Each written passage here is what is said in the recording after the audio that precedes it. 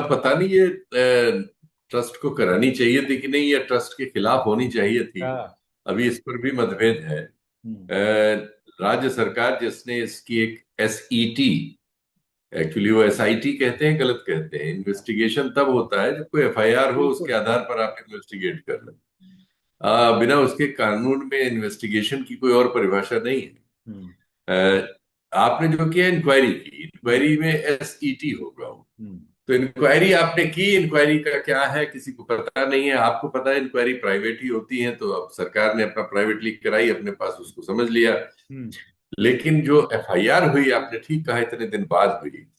FIR के बाद आश्चर्यजनक रूप से एफआईआर में आप देखिए हम्म। कि जिन लोगों को आपने मंदिर में नियुक्त किया था, हम्म। नियुक्त करके उसे नोट गिनने और जो सामग्री, दान सामग्री आती है जिसमें सोना चांदी जेवर सब शामिल है, हम्म। इन सब को इनका संग्रह करने, इनकी गिनती करने, इनका रिकॉर्ड बनाने और इनको उचित कानूनी स्थिति में रखने, बैंक इत्यादि में, की जिम्मेदारी जिनको आपने दी थी, उनमें से किसी के पिता का नाम आपको नहीं मालूम, हम्म। पता नहीं मालूम। क्या हो रहा था ये? मतलब ये क्या है? आपकी एफआईआर में देखिए, किसी के पिता वगैरह का नाम नहीं, हाँ बिल्कुल। कोई रेफरेंस नहीं है। हम्म। हालांकि कोई छुपा नहीं है, जैसा आपने कहा कि वो सब गिरफ्तार हो गए। और ये आश्चर्यजनक है कि हमने दिल्ली में देखा था, जो आम आदमी पार्टी है, इसके करीब 30 से ज्यादा विधायकों को और हम्म। नेताओं को गिरफ्तार किया गया विभिन्न मामलों में। हम्म। हर मामले में जितने दिन मैक्सिमम हो सकता था उतनी रिमांड पुलिस मांगती थी। हम्म। हर मामले में रिमांड पे, हर मामले में लड़ाई हुई है, छोटी छोटी बातों पे बिना बात। और उनमें से 95-98%, आपने तो ये सब बहुत कवर किया है, आप हम्म। बिल्कुल एक्यूरेट मुझे कर देंगे। 98% मामलों में सब मामले खत्म हो गए। हम्म। यानी झूठे मुकदमे थे वो लगभग, और इनमें सब में रिमांड लिया गया। इस मामले में, इतना बड़ा मामला है, अभियुक्तों को आपको एक भी पूछताछ की जरूरत ही नहीं कोई पुलिस को। जरूरत ही नहीं महसूस हो रही। मतलब ये आश्चर्यजनक है कि गिरफ्तार और जेल, इन लोगों को कह दिया गया होगा कि देखो भाई, बहुत दबाव है, हम्म। कुछ करना है, ये हम लोग ये करेंगे, ऐसे ऐसे होगा, तुम्हें यहाँ यहाँ सहयोग करना है और हम तुम्हें बचा के निकाल लेंगे। हम्म। और बड़े लोगों का कुछ नहीं, 1-2 महीने 4 महीने की दिक्कत होगी। हम्म। देखो, हमने गुजरात में बहुत सारे लोगों को दंगों से बचा लिया है। हम्म। जो कत्लों के आरोपी थे, सामूहिक नरसंहार के आरोपी थे, हम्म। पेट के बच्चे को पेट फाड़ कर मार देने के आरोपी थे, जिंदा बच्चे को पटक के मार देने के आरोपी थे, औरतों, बच्चों, बूढ़ों सबको आग लगा दे के मार देने के आरोपी थे। हमने उनको बचा के दिखाया है, तो हम तुमको बचाएंगे। ये नारा ही बदल गया। हम्म।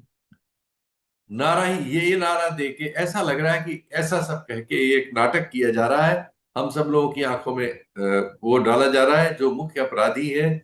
इसमें मुख्य अपराधी कोई और नहीं, आरएसएस है। मैं बहुत गंभीरता से कह हम्म। रहा हूं, क्योंकि ये सारा ट्रस्ट आरएसएस के लोगों का है। हम्म। ये आरएसएस द्वारा संचालित एक मंदिर का प्रयोग हमने देखा, जिसमें उन्होंने, जो इसके पहले मंदिर संचालन के जो भी प्रयोग हमारे सामने हैं, जो बड़े बड़े मंदिर हैं, तिरुपति जी हो, केरल के मंदिर हो, ये बंबई वाले मशहूर गणपति जी का मंदिर हो, अन्य मंदिर, सोमनाथ जी का मंदिर, इन सब लोगों, इन सारे मंदिरों का जो संचालन है, ये सब संचालन, ये सब उपलब्ध होते हैं इसके आंकड़े, साल दर साल सबके। ये इकलौता मंदिर है जिसमें इसी, जैसे इस समय सरकार कर रही है, वैसे ये हर चीज छुपी हुई है। हम्म। हर चीज ये है कि आप मान लो कि सब ठीक है, जानो किसी को नहीं, हम्म। जानने न देने का ये जो आरएसएस का प्रकल्प है। मैं कहना चाहता हूं कि ये सिद्ध हुआ कि आप जो है, जैसे आप अपने बारे में एक आपने छल का वातावरण तैयार कर रखा है कि आपने अपने आप को रजिस्टर नहीं कराया है। हम्म। किसी भी आदमी को अपराध में पकड़े जाने पर आप मना कर सकते हैं कि नहीं नहीं, मेरा उससे कोई संबंध नहीं है, भले ही वो आपके साथ जीवन भर आपका सहयोग रहा हो। क्योंकि गांधी जी की हत्या से ये चला आ रहा है कि फलाने से मेरा कोई संबंध नहीं है। तो जिससे भी आप चाहे अपने संबंध अलग कर लेते हैं। लेकिन यहां तो आपके बहुत बड़े बड़े पदाधिकारी इसमें ट्रस्ट में थे, और उनके नीचे ये सब हुआ है, उनकी जानकारी में हुआ है। कई बयान वीडियो पर उपलब्ध है अब तो, जिनमें लोगों ने कहा कि हमने चंपत राय जी को ये चीज सौंपी, हम्म। ये चांदी की सिल्ली, ये चीज हमने चंपत राय जी को सौंपी और हमको आज तक रसीद नहीं मिली। यही प्राइमरी गुनाह है कि आपने धर्म के किसी संस्था के संचालन के लिए एक समिति में आपकी नियुक्ति हुई, आप उसके प्रमुख हैं, आपको किसी ने कुछ दान दिया जो उस रिकॉर्ड में जाना चाहिए, उसकी आपने रसीद नहीं दी, हम्म, सालों साल महीनों महीनों रसीद नहीं दी, ये अपने आप में एक गुनाह है हम्म, कानून की दृष्टि में। इस गुनाह पर इनके विरुद्ध कौन सी एफआईआर क्यों नहीं हुई? हम्म, ये सब प्रश्न हैं जो बहुत बड़े प्रश्न हैं। और आश्चर्यजनक ये है कि एफआईआर में जिन लोगों को आप बता रहे हैं कि यही सब लोग मंदिर में कैश कलेक्शन, कैश गिनती, कैश रखरखाव, कैश जमा करने का काम करते थे, इनमें से किसी के पिता का नाम तक आपको नहीं पता है, हम्म, पता नहीं पता है। ये सब अभी तक अदृश्य है। और उसके तुरंत बाद वो सब जेल चले गए, कोई रिमांड, पुलिस को कुछ नहीं जानकारी करनी, कोई खोज नहीं करनी है, कोई बयान नहीं दर्ज करना है, सीधे जेल। वाह! तो ये आई वॉश चल रहा है, बहुत बेशर्मी से चल रहा है, और कह रहे हैं नैतिक आधार पर इस्तीफा हम्म, दिया। ये तो हाँ, पूरा देश इस्तीफा मांग रहा है हाँ, अनैतिक लोगों तुमसे, और जान छुड़ा रहा है। तुरंत इससे आरएसएस को अपने को विड्रॉ करना चाहिए, नहीं तो इस संदेह के कंफर्म होने में कोई शक नहीं रह जाएगा कि इस मंदिर के जरिए जो दौलत आ रही थी, इसके अधिकांश का प्रयोग आरएसएस अपने संचालन के लिए कर रहा था, और ये चोरी कराने में उसका एक संगठित अपराधी गिरोह की तरह का हाथ है। और हम्म। इसलिए ये कार्रवाई तो आरएसएस तक जानी चाहिए। अब देखते हैं क्या होता है। सर आपने बड़ी महत्वपूर्ण बात बोली है आरएसएस वाली। तो क्या ये माना जाए सर कि जिस तरीके से देश की जो शासन व्यवस्था है उसको बीजेपी ने जिस तरीके से बदल दिया है, जिस तरीके से आज चुनाव लड़े और जीते जा रहे हैं, उसी तर्ज पर अब देश के मंदिरों की व्यवस्था, उसकी क्या व्यवस्था रहेगी, उसको बदलने के लिए भी क्या ये कोई नया बिजनेस मॉडल है जिसमें धार्मिक आस्थाओं को बदल करके एक नया बिजनेस मॉडल तैयार किया जा रहा है? और नारा अब ये भी हो सकता है सर फिर कि अयोध्या उज्जैन तो अभी झांकी है, देश भर के मंदिर बाकी हैं। बिल्कुल, अंतिम उद्देश्य यही है। हाँ, आरएसएस का जो अंतिम उद्देश्य है जो हिंदू राष्ट्र उनका वाला है, हाँ, वो हिंदू राष्ट्र इसी तरह से बनेगा, हम्म, अगर बनेगा तो, जिसमें सारे मंदिरों वगैरह पर उनका कब्जा होगा, सारी यूनिवर्सिटियों पर उनका कब्जा होगा, सारे सांस्कृतिक प्रतिष्ठानों पर उनका कब्जा होगा, संस्कृति पर उनका कब्जा होगा। हम्म, और इसके अलावा जो सत्ता होगी वो परोक्ष रूप से उनकी ही होगी। तो सत्ता के जरिए इन सब पर उनका कब्जा होगा, हम्म, और इसके जरिए वो, और इस कब्जे को पूरा करने के लिए वो क्लैंडस्टाइन तरीके अपनाने का एक मॉडल उन्होंने बना लिया है, हम्म, जैसे वो आरएसएस को अपने आप में बनाए हुए हैं। और उनका जवाब क्या है? जब महाराष्ट्र के गृह मंत्री ने उनसे पूछा लिख के, लिखित पत्र में, कि आप इन इन चीजों के जवाब दीजिए कि आपकी संस्था है तो रजिस्टर्ड क्यों नहीं? देश में कोई भी संस्था ऐसे अनरजिस्टर्ड इस तरह से काम कैसे कर सकती है? हम्म, आप किसी चीज के लिए उत्तरदायी क्यों नहीं? कोई भी बिना उत्तरदायी हुए कैसे किसी चीज का वो बिल्कुल। हो सकता है? क्षमा करिएगा, मेरा भी गला जी जी। खराब। हाँ। तो खैर, एक जायज सवाल था। हम्म, उसका उत्तर उनका क्या है? हिंदू धर्म भी तो रजिस्टर्ड नहीं। आप हिंदू धर्म है? किसने कहा कि आप हिंदू धर्म के ठेकेदार हो गए? मतलब स्वयं आपने स्वयं ही हिंदू धर्म का अपने को ठेकेदार नियुक्त कर लिया। कल कोई इस्लाम में ऐसे ही कहे, ईसाइयत में कोई कहे, किसी उसमें कहे, उसको मान लिया जाएगा? हम्म, और क्यों मान लिया जाएगा? हम्म, उससे सवाल होंगे। और जो भी जो किसी भी किस्म का दावा करेगा, हम्म, अगर आप हिंदू धर्म के भी ठेकेदार होने का दावा करेंगे तो आपको रजिस्ट्रेशन कराना पड़ेगा। हम्म, धर्म कोई मनुष्यों का प्रतिरूप नहीं है, मनुष्य उसको स्वीकार करते हैं।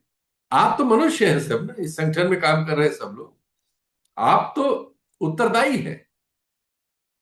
आप निराकार नहीं है, आपका एक आकार है। हाँ, हाड़ मांस के शरीर वाले हैं आप, हम्म, भगवान नहीं है, अवतार नहीं लिया है। तो वो सवालों के उत्तर तो आपको देने पड़ेंगे जो कायदे कानून में और तर्क में आते हैं, कुतर्क से नहीं चलेगा, हम्म, या लफाजी से नहीं चलेगा। तो ये सब सवाल अब बड़े होंगे। ये और बात है कि अभी व्यवस्था उनके हाथ में है, हम्म, शासन की व्यवस्था है, वो अभी षड्यंत्र करके भी बच निकल सकते हैं।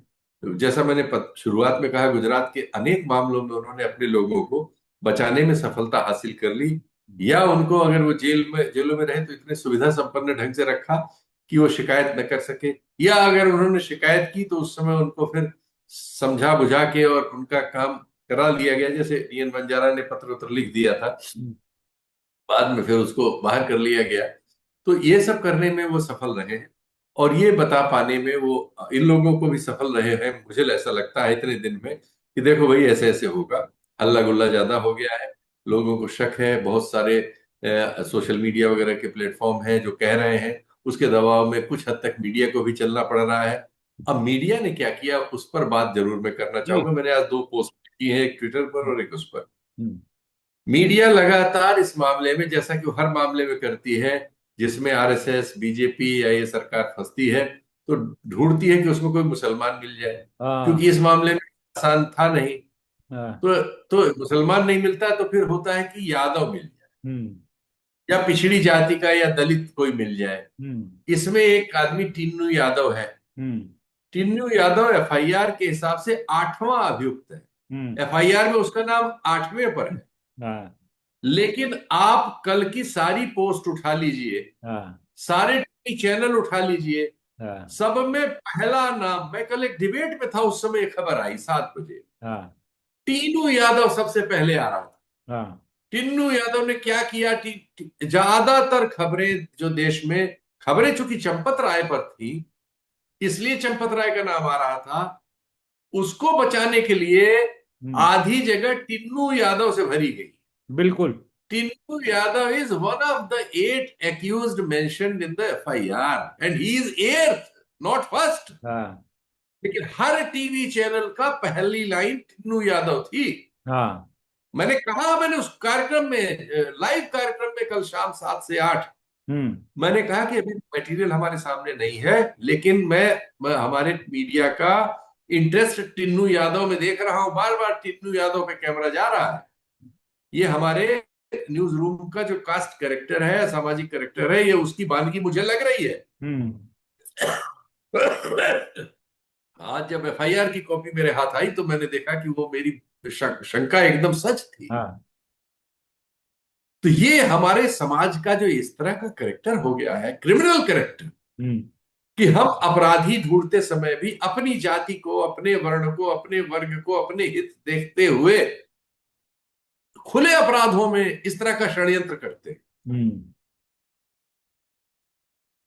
ये है, ये एक बड़ी जरूरी चीज थी जो बिल्कुल। कही जानी चाहिए। हाँ। ठीक। सर, बहुत से लोग इस बात पर भी आपत्ति जता रहे हैं कि नैतिक आधार पर इस्तीफा देने की जिनकी बात की जा रही है, चंपत राय, उनसे अभी तक उनको गिरफ्तार क्यों नहीं किया गया? क्योंकि ट्रस्ट के महासचिव वो थे।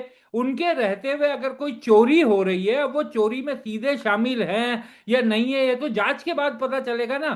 क्योंकि जो आरोपी पकड़े हैं, टिन्नू और बाकियों का तो नाम भी याद नहीं है, क्योंकि टिन्नू का नाम टीवी चैनल और बाकी लोग लगातार चला रहे हैं। हालांकि उसमें अनुकल्प मिश्रा भी हैं, उसमें लवकुश मिश्रा भी हैं, लेकिन बाकी आरोपियों का नाम याद नहीं है। तो लेकिन अनिल मिश्रा हो या चंपत राय हो, इनसे इनकी गिरफ्तारी ना होने पर भी बहुत सवाल उठ रहे हैं। क्या एक एस्केप रूट देने की भी कोशिश दिखाई दे रही है? ओपनली कोई जांच कहाँ हो रही है? आपने तो खुद ही कहा कि जांच का, सबको जेल भेज दिया। हम्म। जांच तो हुई ही नहीं।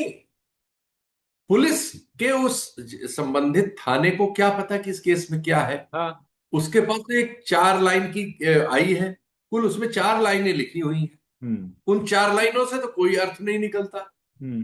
कि अभी तक पुलिस ने कोई मटेरियल बरामद किया हो, सीसीटीवी कवरेज लिया हो, पुलिस ने किसी से बयान लिया हो। सैकड़ों हजारों बयान लेने पड़ते हैं तब जाके कोई केस तैयार होता है। अभी तो शुरू ही नहीं किया, वो सब लोग जेल चले गए, और इनके जब इन्वेस्टिगेशन होगा तब दूसरे नाम आएंगे, तब उससे संबंधित इन्वेस्टिगेशन दूसरे लोगों से होगा, उनसे कोई तीसरे नाम आएंगे, वहां तक इन्वेस्टिगेशन होगा, तब जाके वो पूरी कहानी कोई खुलती है। इसमें वर्षों लगते हैं, महीनों लगते हैं। हम्म। अभी तो कल एफआईआर करके उनको आज जेल भेज के आज इनका नैतिक इस्तीफा देके कहानी को पूर्ण विराम किया जा रहा है कि 2-3 महीने ठंडे हो जाइए, कुछ बयान बीच बीच में।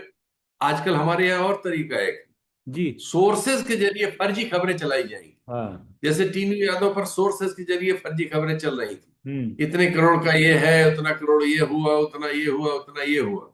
एक स्टोरी सिर्फ एक जगह आई है जिसमें इन सब चीजों पर जिम्मेदारी से काम किया गया है। वो द वायर की स्टोरी है जो आज या कल आई, हाँ। जिसमें वो उन लोगों के घर गई है जिन जो नया अभियुक्त बनाया गया है, उनकी आर्थिक हालत उस और वो उन सब चीजों का डिटेल्ड वर्णन है, हम्म। शंकाएं और वगैरह वगैरह। बाकी इसमें शगुफे बाजी ही ज्यादा है। जी।